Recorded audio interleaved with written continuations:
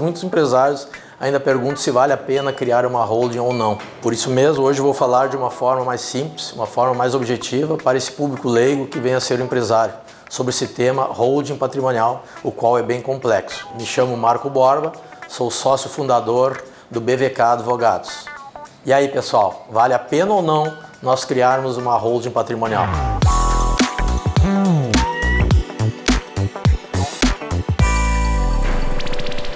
Pois bem, pessoal, esse tipo de engenharia jurídica, ele é bem complexo, mas eu procuro definir ele sempre em 3 pilares, ou seja, 3 pilares que podem beneficiar e podem favorecer a criação da holding. Quais sejam? O primeiro pilar eu chamo que é o pilar da sucessão, ou seja, de alguma maneira pode vir a ter um ganho na sucessão e eu vou explicar num outro vídeo.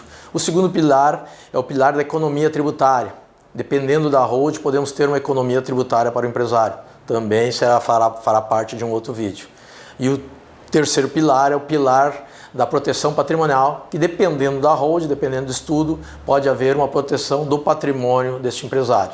Entretanto, a holding não se encontra em prateleira de farmácia, não tem como comprar uma holding pronta. A holding, se tentarem lhe vender uma holding pronta, não vá que é fria. A holding ela deve ser customizada, ela depende do perfil de cada empresário. Então, antes de nós pensarmos em criar uma holding patrimonial, primeiro se faz um estudo aprofundado que consta de uma entrevista, uma análise prévia, uma entrevista com o empresário para saber qual o tipo se ele é casado ou solteiro, qual o tipo do regime do casamento dele. Ainda se faz um estudo aprofundado do patrimônio desse empresário. Com base nisso, a gente vai chegar à conclusão se a holding ela é viável ou não para esse empresário. Para ajudar e fortalecer o que estou dizendo, vou citar um exemplo bem clássico de holding, de uma das fases da holding. Pegue como exemplo o empresário que possui um imóvel em seu nome, em nome da pessoa física. Quando ele for vender esse imóvel, ele vai pagar o imposto sobre o seu ganho de capital. Por exemplo, se o imóvel ele comprou por 100 mil e vai vender por 150, ele vai pagar sobre os 50 mil, que é o ganho de capital, 15%. No caso de eles ter esse imóvel já numa pessoa jurídica, de uma holding, quando ele vender o imóvel, que ele pagou 100 e vender por 150, ele vai pagar até 7% sobre o valor total dos 150 mil. Então vocês vejam a grande diferença que pode haver entre uma situação e outra.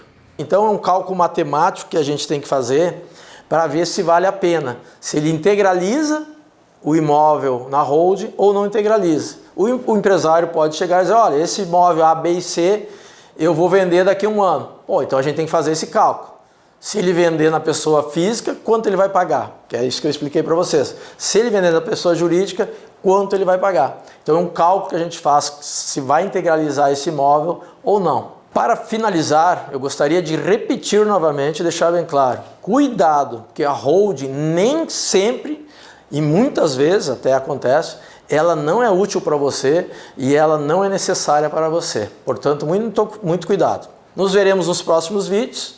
Queria agradecer terem me escutado até agora e quero desejar a todos vocês um forte abraço. Muito obrigado.